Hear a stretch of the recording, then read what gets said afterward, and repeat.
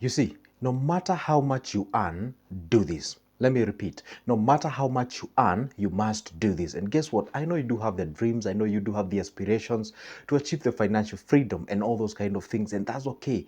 And guess what? There is a certain group of people usually say, hey, guess what, Joseph? Yeah, I love what you do. I love investing. I love doing all those things. I love budgeting. But guess what, Joseph? I only earn 6,000 a month, 10,000 a month. Then you excuse yourself from people who invest in such kind of a thing. No, guess what? On this video, I'm going to share with you the information of, regardless of the amount you make in any given time, be it in a month, a week, or even an year, you can always embark on a journey of what we call the wealth creation. And that is exactly what we're going to talk about. And if you're a returning subscriber and you've just actually hit this like button, that's a very good thing. Thank you for subscribing, and also thank you for also liking the video. And if you're a new subscriber, thank you for also subscribing. Let's get into the business. Now, guess what? No matter what I'm telling you, there's something called the wealth creation process. The wealth creation process. The wealth creation process, guess what? It's never an event. Guess what it is? It is a process. It is a process in the sense that you must take the first step. And guess what happens now? See, first step, it's essential. Second step is what we call the consistency. Third step is what we call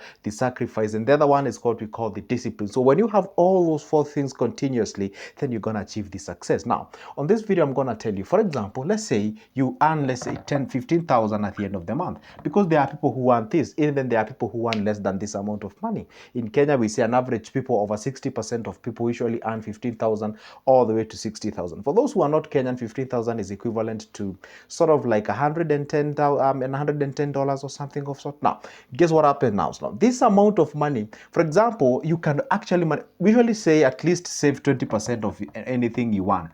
So 20% of this one will be like, say, 3,000 or something of sort. Even if you may not be able to save that 3,000 each and a given month, you can be able to set aside, let's even say half of this, which is 1,500, which is basically 10% of this. Now, if you can manage to save this amount of money continuously, say for a month, and the other month, so you multiply this by 12, guess what happens? You're going to get a good, huge amount of money. And now you can go ahead and leapfrog and do something as far as the investments are concerned. Now, for example, I usually say this. There are different classes of people, depends on how much they earn.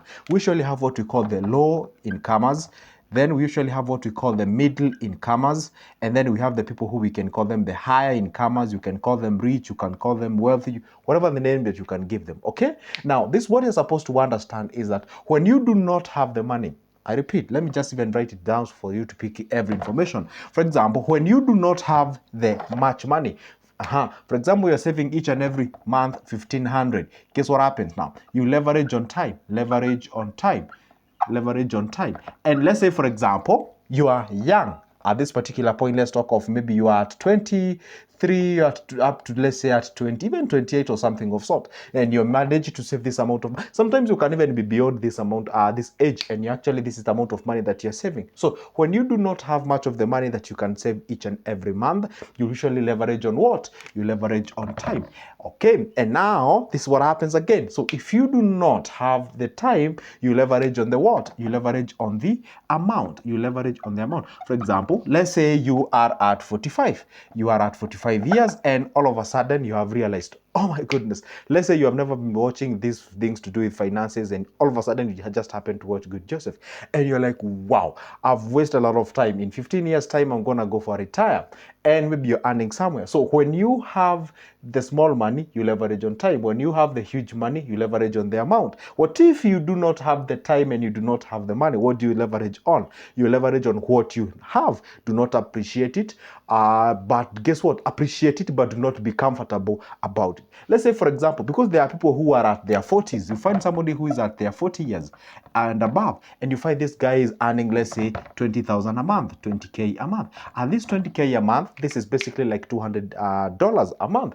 And this person has a family and all those kind of things. You tell them to save as much as they can. They tell you, Joseph, guess what? I can only save to 1,000 a month, 1,000, or even sometimes 2,000, or even sometimes none. Now, what do I do? Guess, listen, I have seen people struggling because the moment you realize you're at this age, this is the amount of money that you save, and or this is the amount of the maximum that you can go, then you realize that you're growing old. Only in 10 years, 20 years time, you're going to be retiring, and then you're worried.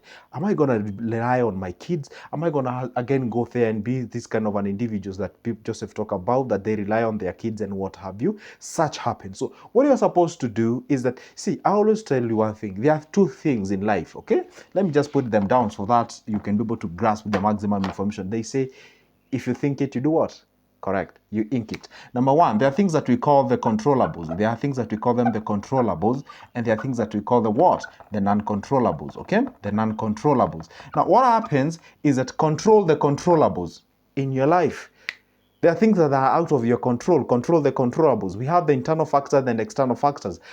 See, if you take the care of the internal factors, external factors will ever shaken you up. So the point, if you can manage to save this 1,000 bob, be at peace with it, but don't be comfortable about that. Don't appreciate it, okay?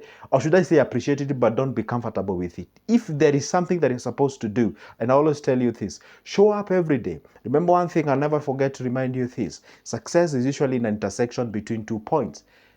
We have the hard work and we have the luck. You cannot control luck, you can control the hard work. So now what happens is that keep on showing up with that 1,000 bob each and every day. One lucky day can actually hit you and move to the next level. So avoid excusing yourself on the basis of, I earn less money, I may not be able to invest. By the way, I used to think, or I think, like investments ought to go, or with those guys who have a lot of money and all those kind of things. For example, there are a variety of things that you can get yourself, even when you're earning 1,000 or when you're saving 1,000 bob in a month. And this is kind of the challenge that I always give, these young people. You're joining the campus each and every month. You can survive, or you can manage to get even 500. Forget about even 1,000. You can get $2 or $3 or $4 or something of sort. Those are the money, or that's like money that you can actually decide to purchase, stocks all the way from one. For example, say you are joining. For example, in Kenya, people are joining university come September. That is 5 months from now, or 4 months. However, depends on when you're watching this video. Now, the point is this: if you can manage to set aside, let's say, each and every month at least just 500 Kenyan shillings, go ahead and purchase. You can decide to go to an MMF, or you can decide to go to shares or stocks, depends on how you call them, continuously for the next 4 years. So that will be, see, now I'm just gonna show you some things that happens that you people do ignore. For example, you save your 500 each and every month, and you're not saving it, you invested it. Multiply this by 12, multiply this by 4, and obviously this money is actually subjected to 2 things. One, this money is subjected to what we call the dividends, okay? And this money too is subjected to what we call the capital gain. All right, capital gain simply means the shares are increasing in terms of the pricing. You buy shares at 4 shillings or 5 shillings or whatever the shillings, then it actually increases in price. That's what we call the capital gains. Why? Because you can resell those shares obviously at a higher amount, and that is exactly how you make money. Again, that money is making money from the dividends. Dividends is where the company makes profit, they share with you. You can decide that profit that you're getting, you ain't gonna focus on eating the profit, you're gonna plow back, because what you're looking for, you're looking at it from the lenses of 4 years from today.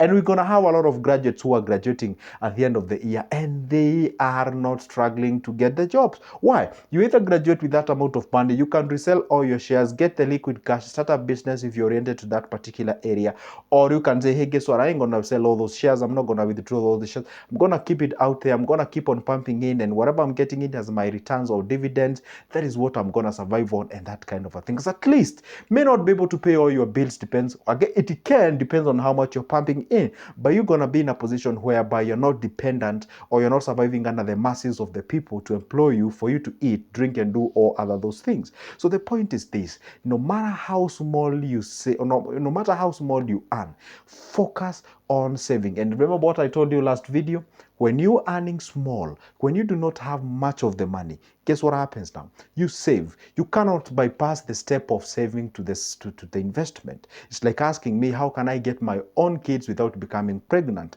Obviously, that is next to impossible. What you do is that you go ahead and save. To save is to accumulate for them, for you to actually channel that money towards an investment, and that is exactly how you go to the next level. For example, hey, guess what? If you decide to be saving 1,000 bob continuously, it might take you 1,000 months for you to get your first million, and that's not even $1 million. That is like 10,000 USD.